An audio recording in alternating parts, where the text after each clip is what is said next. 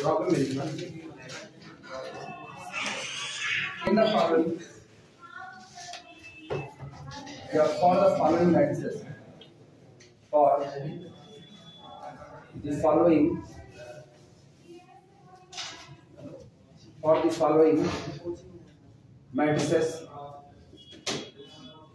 the following matrices find a basis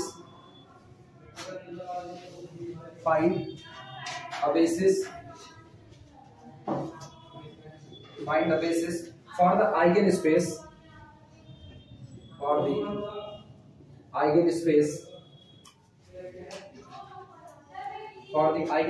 corresponding to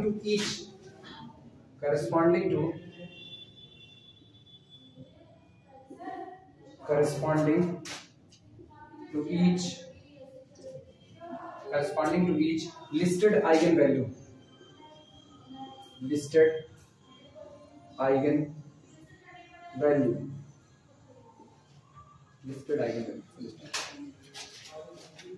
सवाल इनका समझना। ये कह रहे हैं नीचे आपको जो मैट्रिसेस दी जा रही है फॉर द फॉलोइंग मैट्रिसेस, नीचे आपको कुछ मैट्रिसेस दी जा रही है, उन मैट्रिक्स के लिए फाइंड अ बेसिस, आप एक बेसिस निकालिए for the eigen space corresponding to each listed eigen value. सामने आइगन वैल्यू दी गई है, मैट्रिक्स दी गई है, हर एक आइगन वैल्यू के लिए हमको बेसिस निकालना है, और बेसिस भी किसका? आइगन स्पेस का। अच्छा, आइगन स्पेस क्या होता है? आइगन स्पेस नल स्पेस किसका? Null space eigen space collection of eigen vectors और विद जीरो वेक्टर। हाँ, ये ऐड कर देना। जैसे हमको लैम्डा बराबर 5 आइगन वैल्यू दी गई है, तो लैम्डा इज इक्वल टू 5 जो आइगन वैल्यू है, उस आइगन वैल्यू के करस्पॉन्डेंस में हमको एक आइगन स्पेस मिल रहा होगा। और आइगन स्पेस कौन है? लैम्डा बराबर 5 के करस्पॉन्डेंस में आने वाली आइगन वेक्टर्स का कलेक्शन है, जिसमें कौन शामिल है? जीरो वेक्टर, जबकि जीरो वेक्टर आपका आइगन वेक्टर नहीं होता है। तो हमको एक मैट्रिक्स दी जाएगी, उसके सामने एक आइगन वैल्यू दी जाएगी, उस एक आइगन वैल्यू के लिए हमको आइगन स्पेस का बेसिस निकालना है, मतलब पूरा आइगन स्पेस जिसकी वजह से बन रहा है उस वेक्टर को निकालना है। बेसिस यही तो होता है। बेसिस कौन? जिसकी वजह से पूरा सब स्पेस, पूरा वेक्टर स्पेस बने, वही कौन हो जाता है? बेसिस हो जाता है। बस वो एलआई रहना चाहिए, इतनी शर्त है। चलो शुरुआत करते हैं। मैट्रिक्स देखना जो दी गई है। पहला मैट्रिक्स हमको दी जा रही है capital A is equal to, शुरुआत में छोटी छोटी मैट्रिक्स 5 0 2 1, ये हो गया। और मुझको आइगन वैल्यू दी जा रही है लैम्डा इज इक्वल टू 1, 5। अच्छी बात है कि आइगन वैल्यू निकाली नहीं है, अभी दी गई है। सबसे पहला काम, पहली आइगन वैल्यू चुनेंगे लैम्डा इज इक्वल टू 1। अच्छा, 2 क्रॉस 2 की मैट्रिक्स कितनी आइगन वैल्यू हो सकती है? 2 ही, और तो हो नहीं सकती है, और दोनों डिफरेंट आई हुई है। तो सबसे पहला काम करो, लैम्डा इज इक्वल टू 1 के लिए आइगन स्पेस निकालो, उस आइगन स्पेस का बेसिस पता कर लेंगे। फिर बाद में यही काम लैम्डा इज इक्वल टू किसके लिए करेंगे? 5। पहली हेडिंग डाल देना सॉल्यूशन में, for lambda is equal to 1। Solution में पहली हेडिंग है for lambda is equal to 1। मेरी आइगन वैल्यू है लैम्डा इज इक्वल टू 1, और इसके रिस्पेक्ट में हमको क्या निकालना है? आइगन स्पेस का बेसिस निकालना है। चलो शुरू किया जाए। सिंपल सा काम सॉल्व करते हैं। a minus lambda I dotted line zero vector is equal to, A matrix कौन है? 5 0, तुम लोग मत लिखना, 5 0 2 1। अभी ये हुआ। अच्छा गौर करना, माइनस लैम्डा आई, तो ए माइनस लैम्डा आई का मतलब है कि डायगोनल की जो एंट्री है उसमें से कितना घटा दिया जाए? लैम्डा। और मेरे लिए लैम्डा कितना है? 1 है। तो इसका मतलब लिखे तो नहीं ना अभी? a minus lambda I this is equal to a minus lambda is equal to 1 है, तो 1 into I dotted line 0 is equal to a minus lambda I. चलो इसमें से एक घटाओ, 5 में से एक कम 4, इधर कितना? 0, इधर कितना? 2, और इधर कितना? 0। ये डॉटेड लाइन 0 0 लिखा जा सकता है। दिस इज इक्विवेलेंट टू, ये पूरी मैट्रिक्स इक्विवेलेंट होगी किसके? इसको कर दे 4 से डिवाइड कर दे, 4 से डिवाइड किया तो ये कितना हुआ? 1 0 0 और 4 से डिवाइड करने के बाद जो नई रो बनी है इसमें 2 का मल्टीप्लाई करो और नीचे वाले से घटा दो। 2 1 के 2 2 में से 2 है 0, बाकी कोई फर्क नहीं 0। ऑपरेशन लिख दे रहे हैं। फर्स्ट सबसे पहला काम r1 goes to r1 divided by 4। Then इसके बाद हमने जो अगला काम किया हमने कहा r2 को बदल दिया गया, r2 में से घटा दिया 2 गुना r1। This implies that. अब ये बताओ अगर हम इसको देखें तो क्या ये 5 आउट हो चुका है? तो इसका मतलब जो मेरा पहला वेरिएबल x1 रहा होगा वो कैसा हो गया 5 आउट, और जो मेरा दूसरा वेरिएबल x2 रहा होगा वो कैसा हो चुका है फ्री हो चुका है। यानी this implies that x1 is equal to, बोलो कितना, x1 इज इक्वल टू 0 और x2 is free. x2 is free. बोलो आइगन वेक्टर कौन आया?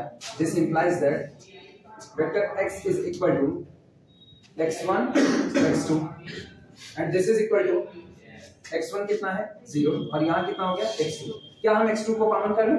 x2 के कॉमन करते ही this is equal to x2 बाहर आया, कौन आया 0 1। अच्छा ये बताओ अपने को ना आइगन वेक्टर बनाने, आइगन वेक्टर चाहिए। लैम्डा इज इक्वल टू 1 के लिए एक तो नहीं इनफाइनाइट आइगन वेक्टर मिलेंगे। बस एक काम करो x2 बराबर 1/2 रखो, 1/2। बोलो कितना मिलेगा आइगन वेक्टर 0 1/2। 3 रखो 0 3, 4 रखो 0 4, 5 रखो 0 5। क्या हर बार पहला कोऑर्डिनेट 0 चढ़ रहा है कि नहीं? कौन सी लाइन होती है? कौन? y axis. पहला कोऑर्डिनेट 0 है, दूसरा बचा है तो y एक्सिस। मेरे लिए चूंकि हम x1 x2 माने हैं, xy माने नहीं है, तो मेरे लिए x2 एक्सिस हो जाएगा। क्लियर है? नोट करना ये ऐसी ज्योमेट्री, ये एक्सिस x1 एक्सिस, ये कौन हो गई x2। और पता है आज की तारीख में ये जो मैट्रिक्स दी गई है 5 0 2 1, इसमें eigen value lambda is equal to 1 के लिए y एक्सिस पर जितने लोग बैठे हुए हैं, जितने भी लोग बैठे हुए हैं, ठीक, केवल किसको छोड़ करके 0, यही एक 0 छोड़ दो तो ये सारे के सारे लोग दी गई मैट्रिक्स कैपिटल A के लिए किसका काम कर रहे हैं? आइगन वेक्टर का काम कर रहे हैं। आइगन वेक्टर अब किसके करस्पॉन्डेंस में है? Corresponding to lambda is equal to, clear हुआ? अरे बताओ पूरी y एक्सिस उसमें 0 शामिल है, क्या यही आइगन स्पेस होगा कि नहीं होगा? इसका मतलब ये मेरे लिए किसका काम कर रहा है? आइगन स्पेस का। अरे बताओ आज की तारीख में आइगन स्पेस एक लाइन है, लाइन की डायमेंशन कितनी होती है 1। अब तो पीछे वाला चैप्टर बोल सकते हैं ना, लाइन की डायमेंशन कितनी होती है 1 होती है। अच्छा इसकी डायमेंशन 1 हुई, तुमको पता है y एक्सिस का स्टैंडर्ड बेसिस कौन होता है? y एक्सिस का स्टैंडर्ड बेसिस 0 1। अब देखो क्या तुमको वही मिल रहा है कि नहीं मिल रहा है? क्योंकि मुझको पता है जितना आपका आइगन स्पेस बन रहा है लैम्डा बराबर 1 के लिए, वो पूरा का पूरा आइगन स्पेस केवल किसकी वजह से बनाया जा रहा है? 0 1 की वजह से। आप कोई भी मल्टीपल तैयार करो आइगन स्पेस का ही मेंबर आपको मिलेगा। इसका मतलब लिखा कैसे जाएगा? सो नहीं आ रही है, काफी ऊपर यहाँ। So eigen space, so eigen space corresponding to lambda is equal to 1 is, ऐसे लिखा जाता है e lambda equal to 1 is equal to span of 0, 1 इसका स्पैन। और ये बताओ पूरे एक ही वेक्टर का स्पैन तैयार करो, एक वेक्टर का स्पैन लाइन होगी और लाइन पूरी किसकी वजह से बन रही है? 0 1 से। This implies that basis is equal to only collection of 0।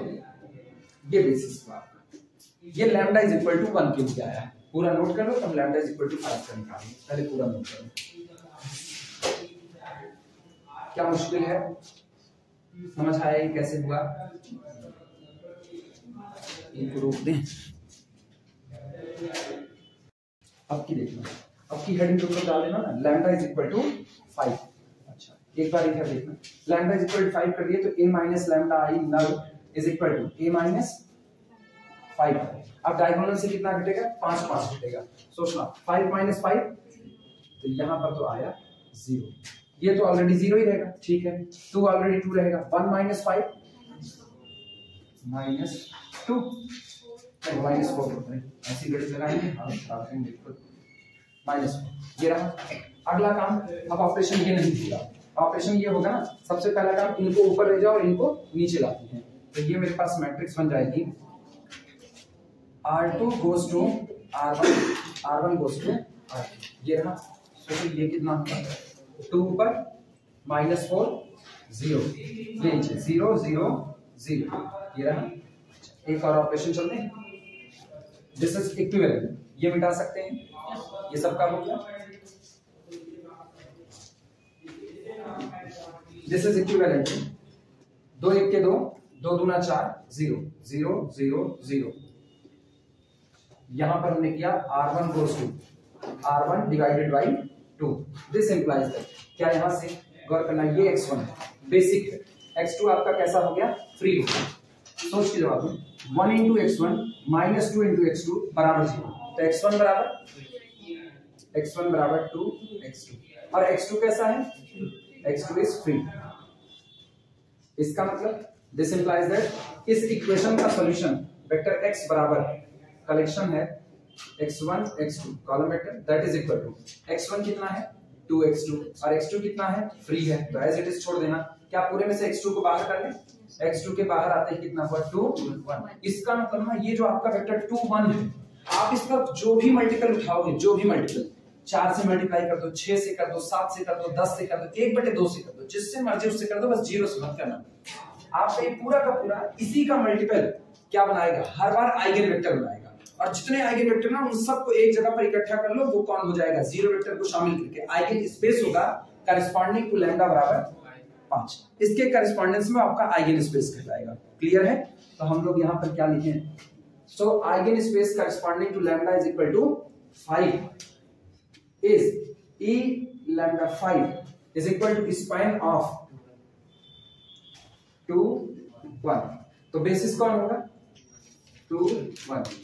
कितनी अजीब सी इसकी अलग सी ज्योमेट्री है। सोचो अगर हम इसका फिगर खींचे, x एक्सिस पर 2 यूनिट और y एक्सिस पर 1 यूनिट, ध्यान देना ये रहा 1 और ये रहा 2 और इधर केवल 1 यूनिट, ये यहां पर है, ये बना।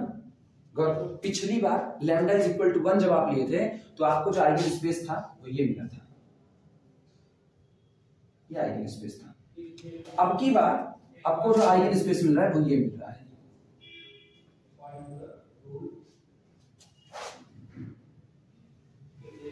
ये पूरी है,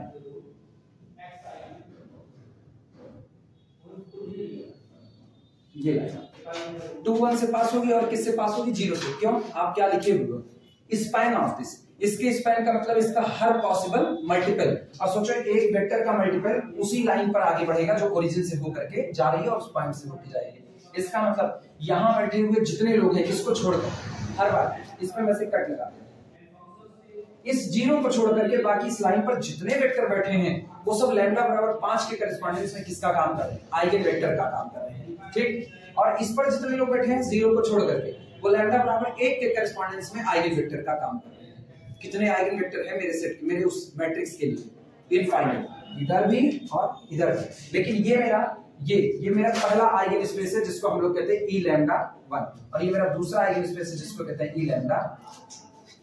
क्लियर है? आगे तुमको एक थ्योरी मिलेगी नहीं, थ्योरी मिल चुकी है। लैम्डा 1 लैम्डा 2 दो डिफरेंट आइगन वेक्टर हैं कि नहीं, सॉरी दो डिफरेंट आइगन वैल्यू है। थ्योरम याद करो, लास्ट टाइम जो थ्योरम करवाए थे चैप्टर वहीं बंद हुआ था। हमने कहा था अगर लैम्डा 1 लैम्डा 2 लैम्डा r ये लोग distinct eigen vectors sorry distinct eigen values हैं तो इसके कॉरेस्पॉन्डेंस में एक वेक्टर लाओ, एक आइगन वेक्टर, इसके कॉरेस्पॉन्डेंस का एक आइगन वेक्टर लाओ और इसके कॉरेस्पॉन्डेंस का एक। ये जो सेट बनेगा ये सेट कैसा बनेगा, एल आई बनेगा। अब लैम्डा 1 के कॉरेस्पॉन्डेंस में एक आइगन वेक्टर लेते हैं, लैम्डा 1 के कॉरेस्पॉन्डेंस में एक आइगन वेक्टर, थ्योरम वेरीफाई करा लेंगे। बोलो लैम्डा 1 के कॉरेस्पॉन्डेंस में आइगन वेक्टर y एक्सिस पर पड़ेगा, तो क्या हम आंख बंद करके ये कहें कि 0 8 मेरा आइगन वेक्टर होगा? कह सकते हैं। अच्छा, इस लाइन पर जो मौजूद है वो किसका मल्टीपल है, 2 1 का, तो क्या हम ये कहें कि खुद 2 1 को ही चुन लेते हैं, 2 1। और ये बताओ क्या आप इसको इससे बना सकते हो, कुछ भी मल्टीप्लाई करके, इसमें किसी का मल्टीप्लाई करके ये बनाओ, बनेगा नहीं, ये 0 बैठा है और आपको क्या बनाना है, नॉन जीरो। इसमें कुछ भी मल्टीप्लाई करो ये नहीं बनेगा, इसमें कुछ भी मल्टीप्लाई करो ये नहीं बनेगा। तो क्या ये दोनों वेक्टर एक दूसरे के ऊपर डिपेंड कर रहे हैं? नहीं। ये सेट अपना कैसा हुआ, थ्योरम वेरीफाई हो रही है। क्लियर हुआ, समझ में आई बात? अब नोट कर लो पूरा।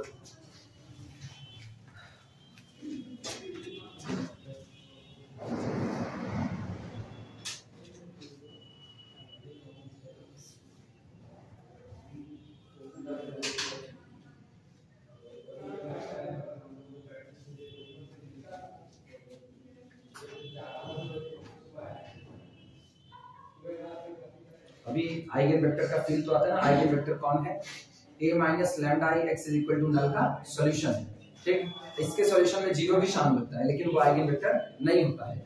और दूसरी बात, किसी मैट्रिक्स के रिस्पेक्ट में जो आइगन वेक्टर होता है, अगर हम उसको मैट्रिक्स पर मल्टीप्लाई करें तो उतने गुना बढ़ जाता है। इसका मतलब सोचो, अगर हम तुमको ऐसे लिखते हो, ऐसे सोचो, यहाँ का एक वेक्टर था, एक वेक्टर जो तुम्हारी मर्जी, एक वेक्टर, ठीक, जैसे ये उठाया, इसको अपनी दी गई मैट्रिक्स पर क्या कर दिया, मल्टीप्लाई किया। मल्टीप्लाई किया तो पता है क्या होगा, 5 गुना बढ़ चुका होगा। मतलब जो आप चुने, जैसे हमने 2 1 चुना, जब ये मैट्रिक्स से मल्टीप्लाई होगा तो ये कितना बन जाएगा, 5 टाइम्स, क्योंकि लैम्डा बराबर 5 के लिए है, तो 5 दूनी 10 और 5 एक के 5, मतलब जानते हो अभी कितना बचा होगा, इधर कितना 10 आया होगा और इधर कितना 5, यहाँ कहीं आया होगा, यहाँ फिर आगे बढ़ चुका होगा। क्लियर हुआ। अगर हम यहां से चुनते हैं ये वाला पॉइंट, मान लो इसका एक पॉइंट ऐसा चुनते हैं, इसी का मल्टीपल होना चाहिए, चलो 1/2 से इसमें मल्टीप्लाई करो, 1/2 से, हाँ ये वाला हिस्सा, ये ना है वो मॉर्निंग बैच वाले ना, आज उनके ऊपर भड़के पड़े, आज थोड़ा सा ना ही देखें तो अच्छा है। यहाँ हम लोग ले रहे हैं कितना, 1/2 ले रहे हैं, x2 बराबर 1/2 लिया, ठीक, 1/2 लेने पर 2 से 2 कैंसिल आउट तो कितना हुआ 1, और ये कितना हुआ 1/2। पता है जिस दिन इसको हम अपनी मैट्रिक्स से मल्टीप्लाई करेंगे, आइगन वेक्टर तो है, जिस दिन इसको अपनी मैट्रिक्स से मल्टीप्लाई करेंगे, ये वेक्टर कई गुना आगे बढ़ेगा, 5 गुना, और उसके बाद सोचो ये कहां जाएगा, 5 1 के 5 और 5/2, 5/2 का मतलब कितना 2.5, ठीक, तो इसका मतलब क्या है, एक्सिस पर 1 2 और यहाँ ये 2.5 हुआ, और यहाँ कितना चल चुका होगा, इस हिसाब से ही चलेगा। क्लियर हुआ।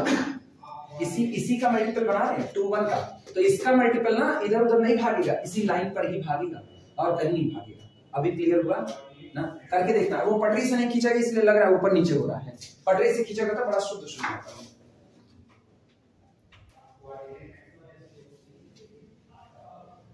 कंफ्यूज हो? अच्छा ऐसे देख रहे थे, उसको अचंभित होकर के हमको लगा हो गया नीचे 5, हाँ नीचे 5 और ऊपर गलत। अच्छा हम मल्टीप्लाई गलत किए हैं,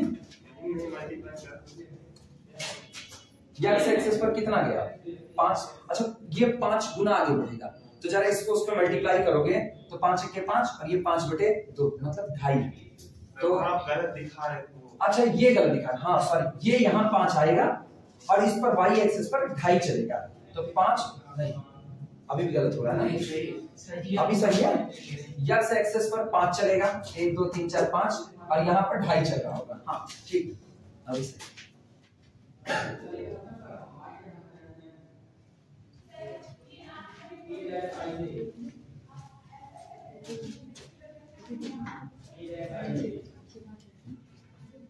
मॉर्निंग बैच से हमको इतनी फ्रस्ट्रेशन हुई, हम मॉर्निंग बैच में खाली एक चीज पूछे थे, केवल एक चीज, ट्रांसफॉर्मेशन को डिफाइन कर दो बस, लीनियर ट्रांसफॉर्मेशन। उनके मुंह से इतना नहीं निकल रहा है f of a alpha plus b beta बराबर a f of alpha plus b f of beta, इतना नहीं निकल रहा उनके मुंह से। पूरी भरी हुई क्लास में सिर्फ 4 लोग हैं जिनके पास उसका जवाब है। ये बदतर कंडीशन होती है कि आप एक चीज लगातार पढ़ा रहे हो, आप लगातार उसी बात को सिखा रहे हो और उनके पास उसका जवाब नहीं होता है। गिनती 4 लोग थे और उनके चक्कर में मेरा दिमाग इतना खराब हुआ था, हम घर पे गए, घर पे 10 मिनट लेट आए थे, जो घर पे पढ़ने आते हैं 10 मिनट लेट आते हैं, हम उनको लगातार सुनाए और उनको कह दिया आज से ये बैच बंद हो जाए। हम पूरी बैच बंद करने के आगे थे और हम आखिरी बार पढ़ा रहे थे कि हम आज आखिरी बार पढ़ेंगे। जाते जाते चूंकि अब वो लोग मूलक हुए हैं, बहुत पहले से पढ़ रहे हैं, मेरे से बीएससी पढ़े, एमएससी पढ़ते वक्त भी मेरे टच में रहे, तो 3 साल वो 2 साल वो और उसके बाद जो इधर पढ़े तो मेरे टच में रहे, तो कह रहे हैं सर मार दीजिए 2-4 हाथ लेकिन पढ़ा दीजिए, छोड़िए। और अगर हम वो बैच बंद किए होते ना तो कल मॉर्निंग बैच सेकेंड ईयर की त्राहिमाम हो जाती। वो बैच बच गई इसलिए ये बच जाएंगे, नहीं इनका गुस्सा उन पर निकाल रहे थे तो उनका खामियाजा इनको ना। कल सुबह हम 3 लोगों को टारगेट किया जिसे गधा हिलाते, कल हम मारते पहली बार, बस बच गई मेरी बैच इसलिए वो भी बच गए हैं, इतने हैं। नहीं कल ना कहीं कल शिक्षा क्लासेस में ना आवाज खाली गूंजती था था था ऐसे गूंजता, तब इनको पता चलता मार क्या होती है। बहुत कुछ है, मतलब हम पढ़ाते पढ़ाते थक जा रहे हैं इनको। पता आज एक को वीडियो नहीं बनाया मॉर्निंग का, जो बना है खाली बस उनकी डांट वाला बना है, उसको अपलोड नहीं करेंगे। एक न्यूमेरिकल कराए हैं बस खाली, और नहीं ये हटाएं।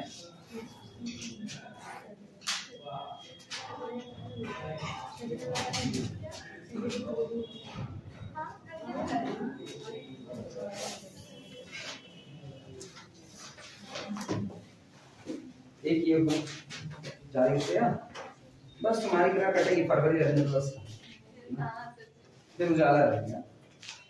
वो इनकी तरफ ना सबसे बड़ी दिक्कत यही है, इधर फटकी पार करने के बाद जो ये सीधा रास्ता जाता है, यही सबसे बड़ी दिक्कत है। उस पर एक तो मतलब लाइट भी ढंग से नहीं लगा पा रही, उस पर लाइट लगा। ये देखना, इसके बाद आगे सेकंड मैट्रिक्स है। सेकंड मैट्रिक्स है capital A is equal to, इसका तुम लोगों को निकाल के बताओ, 10 -9 4 -2 ये रही, और आपको वैल्यू दी जा रही लैम्डा इज इक्वल टू 4। ये निकाल करके दिखाओ फटाफट। आपकी एक ही दिया गया है, केवल एक लैम्डा इज इक्वल टू 4 के रिस्पेक्ट में आइगन स्पेस पूछा है, उसका बेसिस आपको बताना है।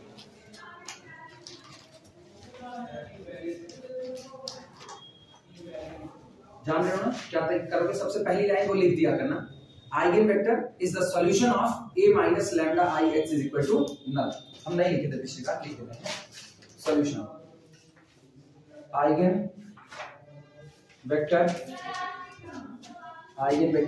Is solution of a minus lambda i x is equal to null. अच्छा, जब हम केवल ये लिखते हैं ना तो मेरा मतलब होता है नॉन ट्रिवियल सॉल्यूशन। चाहो तो ये भी लिख देते हैं नॉन ट्रिवियल, सब लिखते काहे कर पड़ेगा। Non trivial solution of a minus lambda i x is equal to null. Now हम पूरा नहीं करेंगे, करोगे तुम ही लोग। a माइनस लैम्डा बराबर कितना है 4i, और ये dotted line 0 is equal to, अब निकालो तुम लोग, अब मैं करेंगे कितना आ रहा है 1.5 और 1 10 minus 9 4 minus 2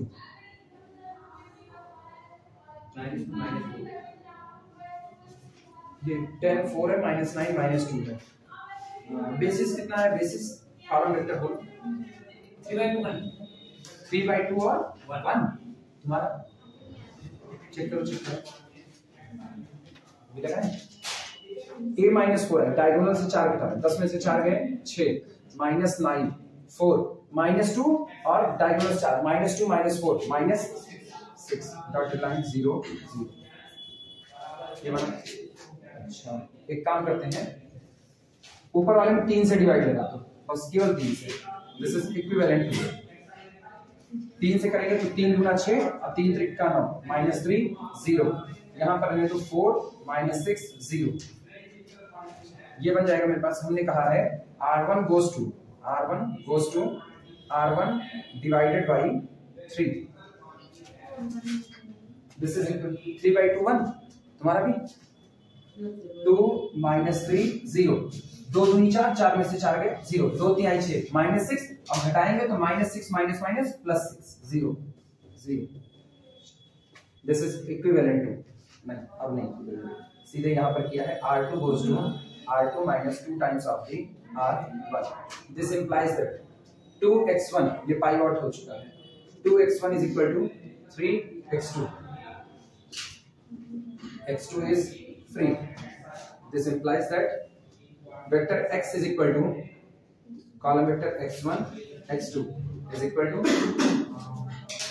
3/2 x2 और यहां से केवल और केवल x2, this is equal to common कर लेते हैं, x2 को बाहर निकाल लें, कितना बचेगा 3/2 और 3/2 और 1। ये जो आपको 3/2 और 1 मिला ना, आपके जितने आइगन वेक्टर होंगे वो सब इसी का मल्टीपल होंगे। इसका मतलब जब सारे इसी पर डिपेंड करें, इसी से बन रहे हैं, तो यही अकेला वैल्यू यही कौन होगा? Li होगा, यानी आज की तारीख में Tier 4। अच्छा, अब हम क्या पूरा लिखें eigen space corresponding to this, या हम केवल ये लिख लें तो इससे सेटिस्फाई हो कि लैम्डा और लैम्डा बराबर कितना था 4 था। E lambda 4 is equal to span of 3 by 2 1. So basis for E lambda, यहाँ पर लैम्डा कितना है, lambda is equal to 4 is equal to only 3 by 2 1. क्या मुझको इसको ग्राफिकली दिखाने की जरूरत पड़ेगी? ये समझ गए हो? ये लाइन कैसी जा रही है? ये बिल्कुल ऐसे तिरछी की तरफ से, ठीक, आपकी गुजर रही है x एक्सिस पर कितना 3 by 2 का और y एक्सिस पर कितना 1 और लाइन पास करा दो ओरिजिन से. बनाने की जरूरत नहीं है, ये बनाना इसलिए ना जिससे तुमको ये पता रहे हाँ ये लाइन पर बैठे हुए लोग ही मेरे लिए किसका काम कर रहे हैं, आइगन वेक्टर का काम कर रहे हैं. लेकिन उस लाइन पर बैठे हुए सारे लोग आइगन वेक्टर का काम करेंगे नहीं. जीरो को छोड़ दो, जीरो आपका आइगन वेक्टर नहीं हो सकता. ये बात हम बार बार इसलिए रट रहे हैं ना, बहुत इंपॉर्टेंट बात है. लोग भक्त से बोल देते हैं eigen space collection of, eigen space कोई पूछेगा क्या है ना, तो क्या है collection of all eigen vector corresponding to lambda. नहीं, collection of all eigen vectors and zero vector, वो अलग से लगाओ क्योंकि वो आइगन वेक्टर नहीं है.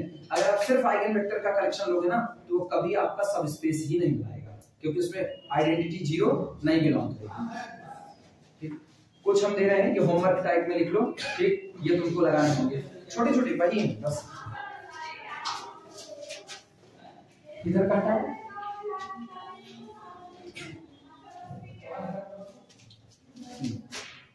एक तो ये लिख देना.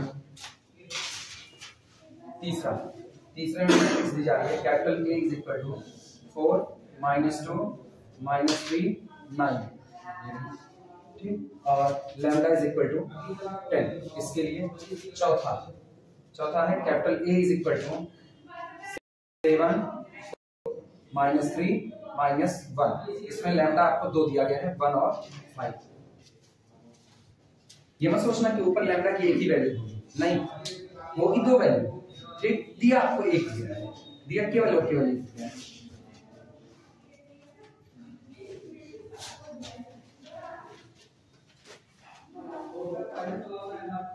अच्छा 2 क्रॉस 3 पर काम करना है, क्या 3 क्रॉस 3 पर काम कर सकते हो? एक दे दे 3 क्रॉस 3 का भी चलेगा.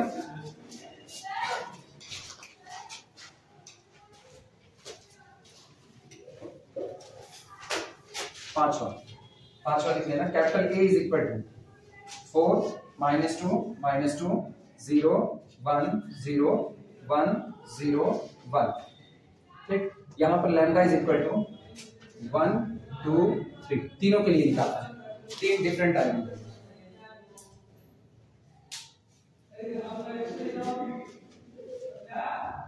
आगे चल करके ना इसमें तुमको थ्योरम मिलेगी जिसमें तुमको पता चलेगा हम तुमसे इसका डिटरमिनेंट पूछे, इस मैट्रिक्स का डिटरमिनेंट कितना कैपिटल A, वो बगल में जो 1 2 3 लिखा है ना उसका प्रोडक्ट मारो जरा तीनों का कितना है 6 है. इसका डिटरमिनेंट 6. जैसे इसका कोई मांगे ना इसका डिटरमिनेंट कितना होगा 5 होगा. जरा इसका निकाल के देखो 7 के साथ -7, तो इधर से तो हो गया -7 माइनस 4 में आई 12 -12 -7 प्लस 12 कितना है. ये प्रॉपर्टी होती है कि किसी मैट्रिक्स का डिटरमिनेंट कुछ और नहीं होता. अगर मैट्रिक्स स्क्वायर मैट्रिक्स है तो उसका जो डिटरमिनेंट होगा वो कंफर्मली उसकी आइगन वैल्यू का प्रोडक्ट होता है. आगे चल करके ये थ्योरम मिलती है. नहीं, वो 2 आइगन वैल्यू होगी, दिया एक गया है क्योंकि वो आपसे केवल आइगन स्पेस की डिमांड कर रहा था तो उसने एक ही दिया, एक के लिए निकाल दो, बाकी आएंगे उसकी 2 आइगन वैल्यू ना. जब दोनों निकल जाएंगी, जैसे मान लो एक दिया है 10 तो दूसरी पक्का कहीं रही होगी, मान लो वो लैम्डा 2 हो जाती, तो जो कोई अगर इसका पूछना है इसका डिटरमिनेंट कितना है तो 10 into लैम्डा. एक देने का मतलब ये मत समझना कि एक ही आइगन वैल्यू है, ठीक. 2 पॉसिबिलिटीज हो सकती हैं, या तो जो दूसरी रही होगी वो यही रही होगी, रिपीटेड हुआ होगा, और या तो वो डिफरेंट हुई होगी लेकिन आपसे केवल एक आइगन स्पेस का बेसिस निकालने के लिए कह रहा है. उसको मेन मतलब है कि आप आइगन स्पेस का बेसिस निकाल पाते हो या नहीं निकाल पाते हो, बस इतना ही. क्लियर हुई बात है? आंसर भी बता दें, आंसर भी बता दें. नहीं चेक कैसे करोगे? आंसर बता दें ना, पता चलेगा चेक कहां से करोगे. कौन सा था पहला 10 है ना, 10 वाले में ना लैम्डा इज इक्वल टू 10. हाँ, इसमें जो बेसिस आएगा वो आएगा कॉलम वेक्टर में लिखना. पहला -1/3 कॉलम वेक्टर में -1/3 1, ये आंसर है इसका।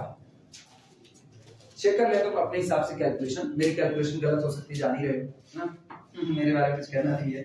दूसरे वाले वाला सेकंड वाले में लैम्डा बराबर 1 के लिए लिखना, लैम्डा बराबर 1 के लिए आपको मिलेगा वही कॉलम वेक्टर, यहाँ पहले पर लिख देना -2/3 और नीचे वही 1 रख देना, नीचे 1 कर दो। लैम्डा इज इक्वल टू 5 के लिए वही आगे आंसर लिखते जाओ। लैम्डा इज इक्वल टू 5 के लिए पहला लिखना है कॉलम वेक्टर में, पहला आपको मिलेगा -2, दूसरा 1 -2 1, तीसरे में आ जाना थर्ड में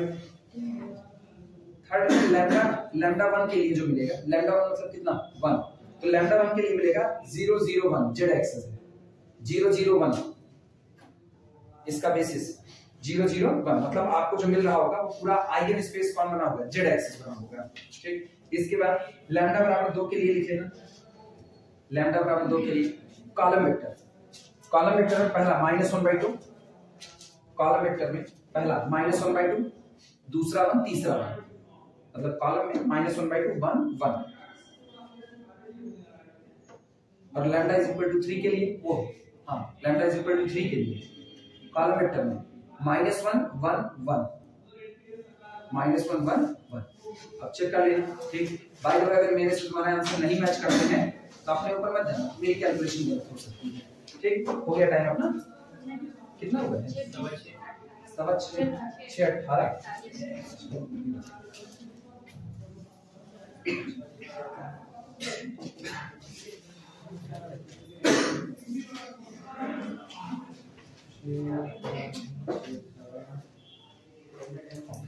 बस एक सवाल और, देर नहीं लगेगी, तुरंत हो जाएगा।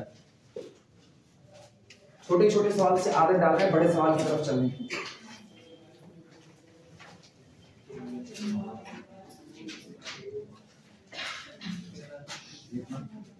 Find the eigenvalues.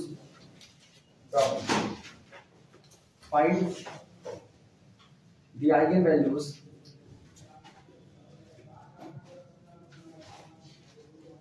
find the eigenvalues of the matrices. Find the eigenvalues of the matrices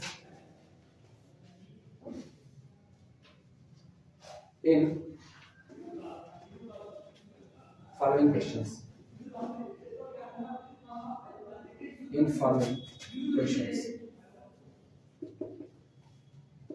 नीचे जो आपको प्रॉब्लम दी जा रही है इसमें आप दी गई मैट्रिक्स के लिए आइगन वैल्यू बताएंगे। ठीक, बहुत आसान दिमाग चला ले जाओ, तुरंत तुरंत होना।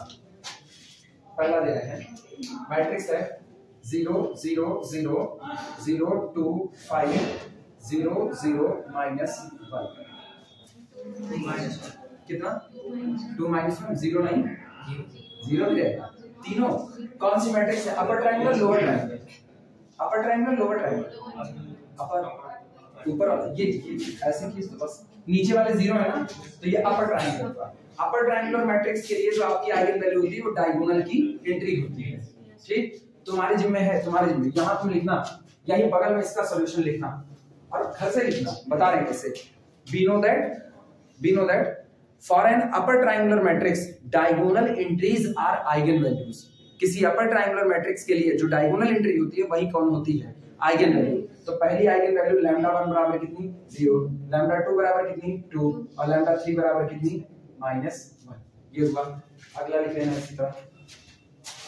दूसरा है 4 0 0 0 0 0 1 0 -3, इसके लिए बोलो 4 0 -3। हाँ, छोड़ना मत, 0 मत छोड़ना, 0 केवल आइगन वेक्टर में छोड़ा जाता है, आइगन वैल्यू में नहीं छोड़ा जाता है। लोअर ट्रायंगुलर, हाँ, कोई भी अपर ट्रायंगुलर या lower triangular, diagonal matrix upper triangular as well as lower triangular. तो एक डायगोनल मैट्रिक्स के लिए, एक अपर ट्रायंगुलर के लिए, एक लोअर ट्रायंगुलर के लिए। ठीक, इनके लिए हमेशा तुमको कैलकुलेशन नहीं करना है, तुमको अपने थ्योरम प्रूफ कर चुके हैं ना, इसीलिए अगर हम थ्योरम ना प्रूफ किए तो ना अपने इसकी कैलकुलेशन करते हैं, लेकिन अब तो हम थ्योरम लिखे हैं, थ्योरम में पता है कि किसी भी अपर या लोअर ट्रायंगुलर मैट्रिक्स के लिए आइगन वैल्यू हमेशा डायगोनल की एंट्री होती है। तो हम लोग उसी थ्योरम का हवाला देते हुए इस बात को लिख देंगे। क्लियर है?